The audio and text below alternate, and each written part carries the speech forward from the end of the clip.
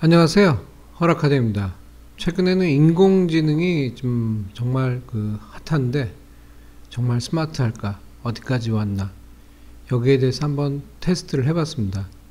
원래 이걸 하게 된 거는 얼마 전에 어떤 모임에 갔을 때 표면 처리 기술사를 공부하는 친구가 그 질문을 넣었더니 얼추 대답을 하더라.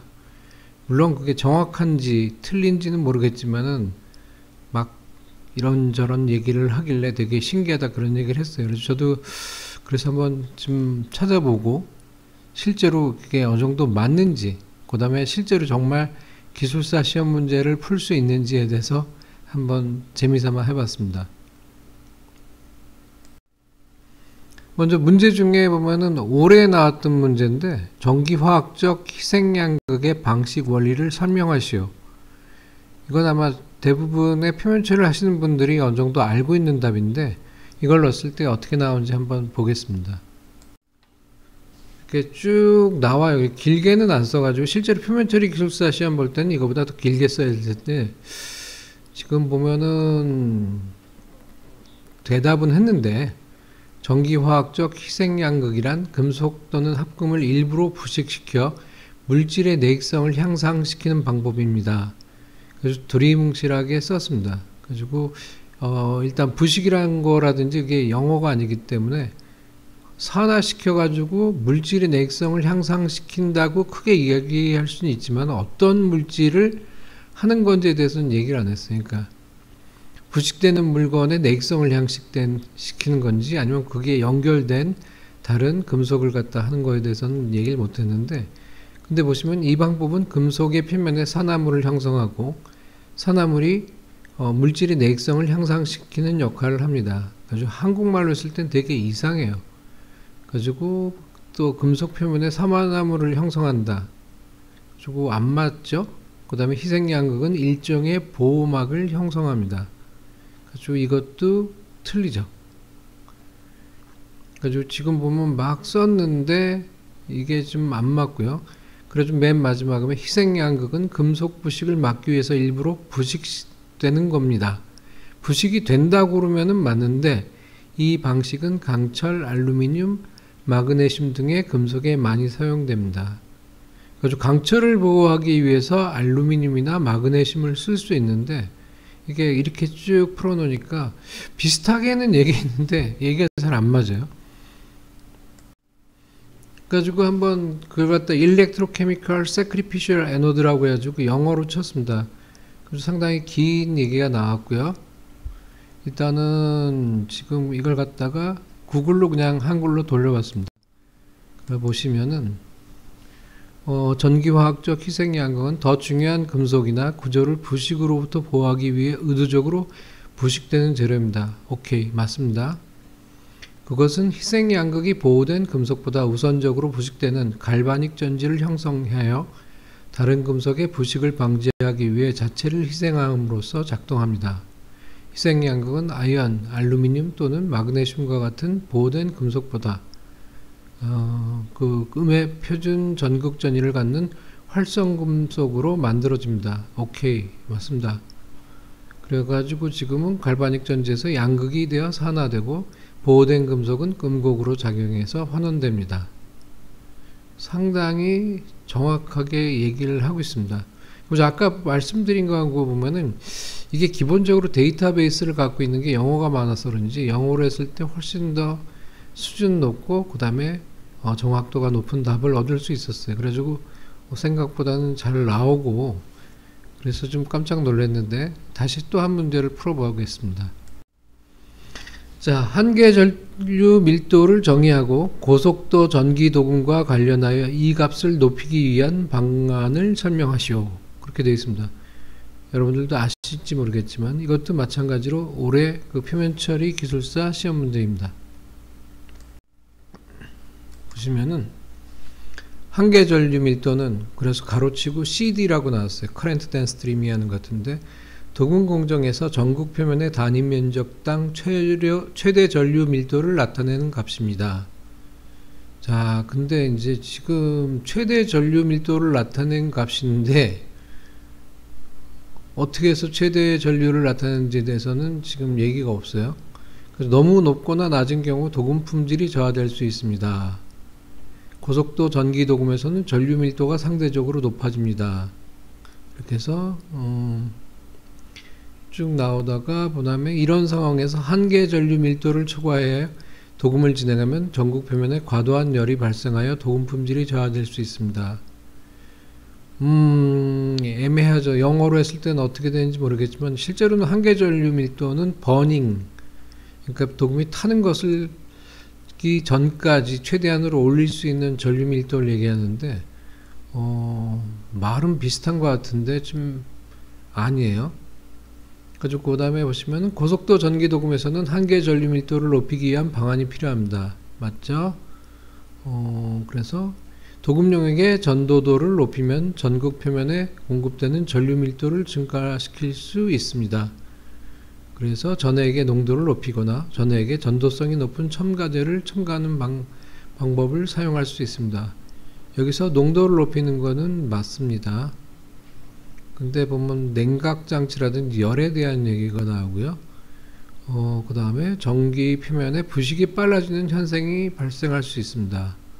그래서 이거는 무슨 얘기인지 잘 모르겠어요. 제대로 이해하고 있는 것 같지 않아요. 처음 시작할 때부터 정의가 틀렸기 때문에. 그래서 비슷한 것들을 끌어다가 어떻게 맞춰내긴 하는데 좀 되게 애매하더라고요. 다시 그래서 Limiting Current Density Electroplating High Speed 그렇게 해서 쳤습니다.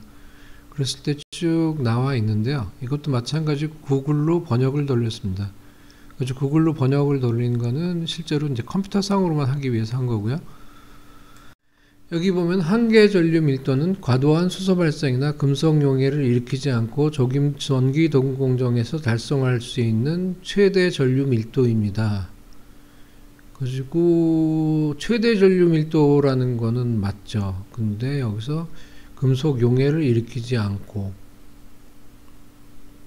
음극이기 때문에 지금 음극 반응에서 일어나는 것 때문에 금속 용해는 일어나지 않고요. 여기서도 좀 애매하게 했습니다. 정확하게 이해는 못한 것 같아요. 그래서 더 빠른 속도를 달성하기 위해 LCD를 증가시키는 것이 중요하다. 이건 맞는데 그래서 LCD를 높이는 한 가지 방법은 전해질의 교반을 증가시키는 것입니다. 이게 듣고 싶은 답이에요. 고속도 도금에서는 아까도 얘기했지만 온도를 올린다든지 용액의 농도를 올린다든지 그런 것도 맞지만 가장 효과 있는 거는 컨벡션, 교반이기 때문에 그러는데 여기에 대해서는 답을 했습니다. 근데 여기서 그 다음에 설명이 음극 표면에서 수소가스 거품을 제거하고 LCD가 제한되는 정체 용액의 형성을 방지하는 데 도움이 됩니다. 무슨 말인지 잘 모르겠는데 교반을 갖다 증가시키는 거는 거기서 농도 분극을 갖다 없애기 하기 위해서죠. 그 다음에 무슨 초음파 기계적 교반을 사용하여 달성할 수 있습니다. 이것도 뭐 오케이. 그렇게 되어 있는데 그 다음에 막 말을 많이 썼는데 그 다음부터는 참 표면장력 얘기도 나오고 그렇게 되어 있습니다. 그래가지고 뭐 온도, pH, 전류 밀도 같은 매개 변수 그러는데 그러니까 비슷한 것들을 대답을 하는데 정확한 답들은 아니에요. 아직까지는 데이터가 부족하든지 아니면 한글로 되어 있는 데이터라든지 이 분야 자체에서 많이 학습이 아직 안 돼 있는 거라고 생각을 합니다. 그 다음에 니켈이 12에서 15% 함유된 아연니켈 합금도금의 특징에 대해서 설명하시오. 그런 문제도 있었는데요. 거기 집어넣으면은 보시죠. 아연과 니켈을 함께 도금하여 만든 합금도금입니다.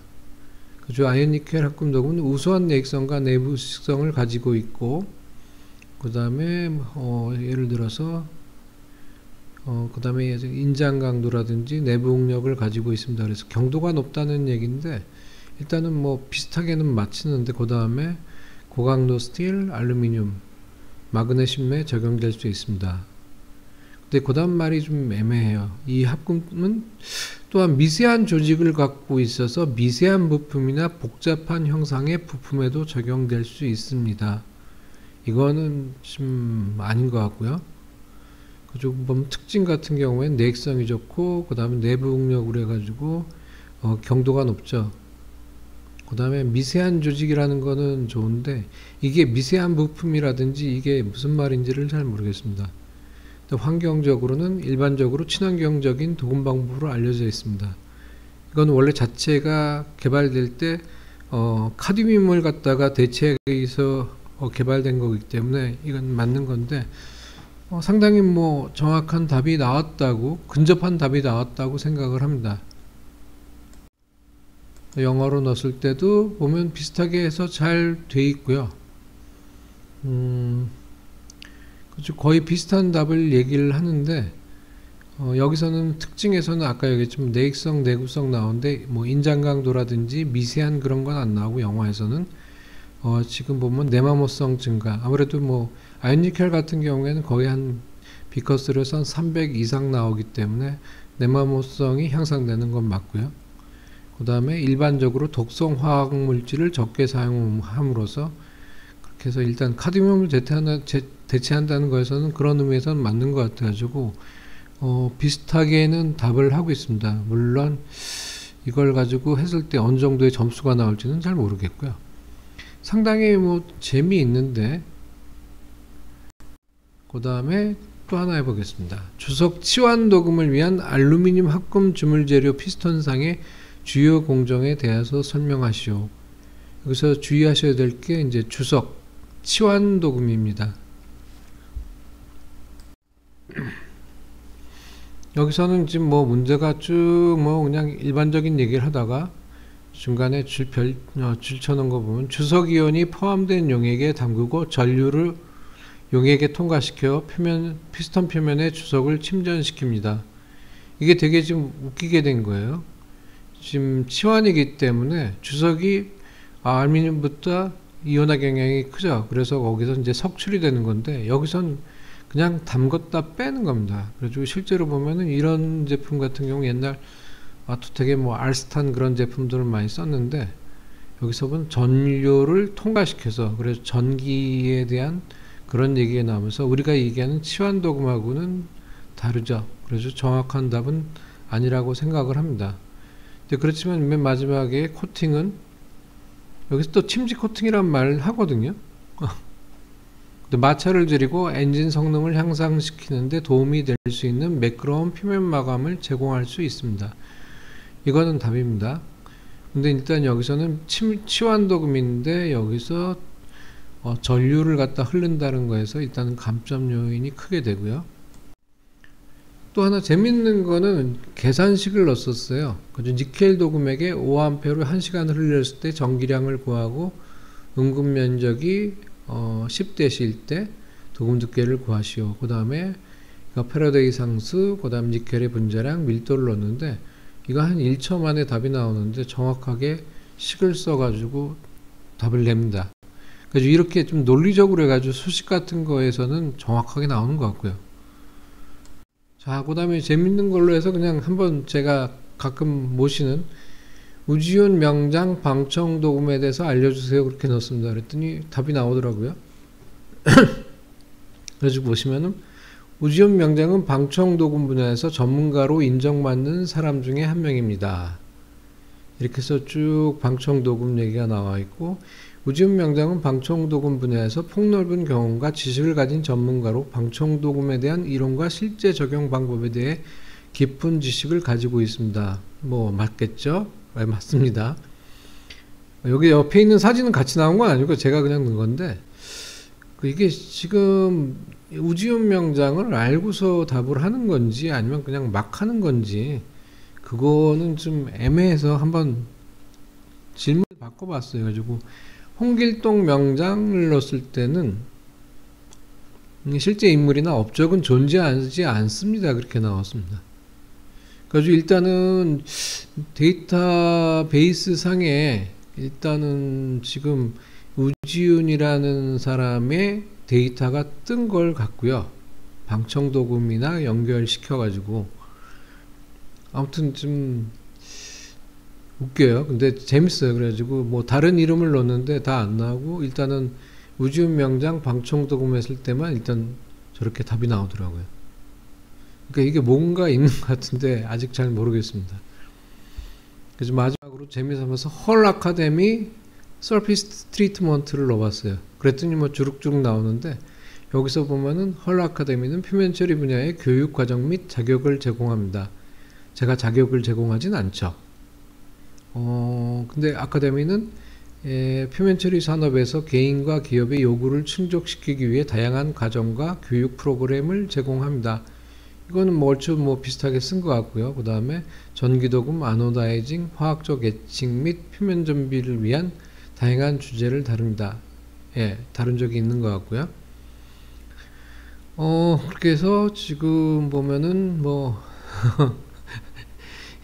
그 표면 처리 산업에 대한 이해를 가진 경험 많은 강사가 제공합니다. 강사는 다양한 교육 방법을 사용하여 학습자가 주제를 포괄적으로 이해할 수 있도록 합니다. 그치고 뭐 비슷하게 뭐 제가 이런 걸 갖다 뭐 얘기하고 그런 적 없는데 그렇게 쓰더라고요. 근데 이제 보면 좀 약간 더 이제 이게 또 불러온 게 오버를 하죠. 그래가지고 첨단 시설과 장비에 대한 액세스를 제공하고 학습자가 최신 표면 처리 기술을 직접 체험할 수 있도록 합니다. 못합니다. 그 다음 헐 아카데미는 교육과정 외에 표면 처리 공정에서 자신의 역량을 입증하고자 하는 개인을 위한 인증 프로그램도 제공합니다. 네, 제공 못합니다. 그 다음 이러한 인정은 산업기관 및 그 다음 고용주가 인정하여 개인의 표면 처리 산업에서 경력을 발전시키는 데 도움이 될 수 있습니다. 그렇게 쓰면 좋겠습니다. 저도. 그 전반적으로 표면 처리 교육 및 자격을 제공하는 선두 업체입니다. 선두는 업체라고 그러니까 일단 이런 프로그램을 갖다가 유튜브 하는 사람이 없으니까 뭐 그렇게 얘기할 수는 있겠지만은 일단 무슨 자격을 제공하는 것도 아니고, 예. 아무튼 되게 웃기더라고요. 저거 어떻게 이렇게 나오지? 이제 그렇게 생각을 했고, 그거 아무거나 넣으면 그런 거 아닙니까? 그래서 한번 해봤어요. 비슷하게 그냥 널 넣어서 널 아카데미 서피스 트리트먼트 보면 I'm sorry, but I'm not familiar with 널 아카데미 서피스 트리트먼트. 익숙하지 않습니다. 그 다음에 이런 것들에 대해서는 대답을 할 수 없고 보다 좋은 많은 정보를 제공하면은 일단은 뭐 답을 주겠다. 그렇게 해서 그 다음에 이제 데이비드 아카데미 서피스 트리트먼트에도 이제 똑같은 얘기 나오더라고요. 그러니까 뭔가가 있는 것 같아요. 그래가지고 많이 이제 그 다음에 이 데이터 자체가 2021년까지인가 돼 있으니까 2년 그 다음에 23년에 대한 그런 것들은 없어서 더 정확하지 않은 거를 주는지는 모르겠지만은 헐 아카데미를 한 게 아마 2021년부터 유튜브에 올린 적이 있기 때문에 그래서 뭔가가 나오니까 이렇게 좀 써준 것 같습니다. 그래서 지금 보시면은 뭔가 비슷하게 근접하게 가고는 있어요. 그리고 이게 처음 나온 거기 때문에 앞으로 시간이 지나면은 좀 더 정확하게 될지. 그 다음에 한글에 비해서 영어로 했을 때 더 정확한 답을 얻을 수 있을 것 같고요. 글쎄 이제 시작이니까 어디까지 갈 수 있는지는 저도 잘 모르겠습니다만 한번 해보시면 재밌을 것 같습니다. 그래서 표면 처리 같은 어떤 전문 분야가 아닌 일반적인 거를 넣었을 때는 일반적인 무슨 뭐 경영이라든지 그런 사회 현상에 대해서 쓸 때 그런 나오는 아웃풋들을 보면은 좀 깜짝 놀랄 때가 많이 있습니다. 오늘은 여기까지 했고요. 과연 앞으로 어떤 일들이 벌어질지는 모르겠죠. 아무튼 여러분들 좋은 시간 가지세요. 미래는 어떻게 변할지 아무도 모릅니다. 지금부터 열심히 준비하시기 바랍니다. 감사합니다.